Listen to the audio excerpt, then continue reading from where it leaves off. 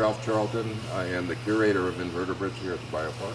The Love Bugs tour is basically an exploration of sexual behaviors in insects and their relatives. So we get into some pretty gnarly topics. Basically, we explore the sex lives of some of the insects that we have here in the lab. I've got a couple of them.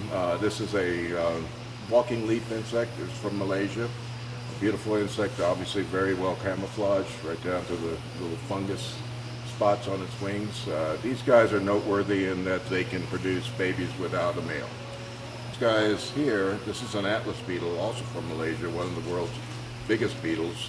They have a more conventional mating behavior. They have a penis. Kind of what's interesting about them is that the males fight with each other, and we actually had another one about this size, and this guy just dismembered him. He took his head off. So they fight, and the female sits on the side and picks the winner, and then they go off and do a little whoopee. In this cluster of orchid flowers, there is a mantid. She blends in beautifully, pinks, whites.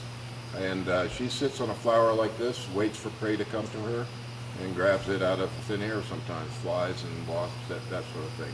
In the case of spiders too, like the tarantulas, males generally have longer front legs.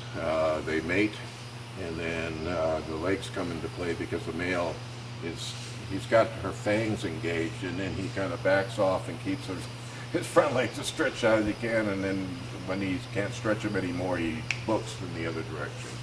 Sometimes he catches them anyway. She's pretty fast. For the Love Bug tour, I bring out a variety of different insects, spiders, and their relatives, and we explore some of the different sexual behaviors. They get to see some interesting things, and then afterwards they get the run of the lab, and there are many interesting bugs in here that people wouldn't ordinarily see.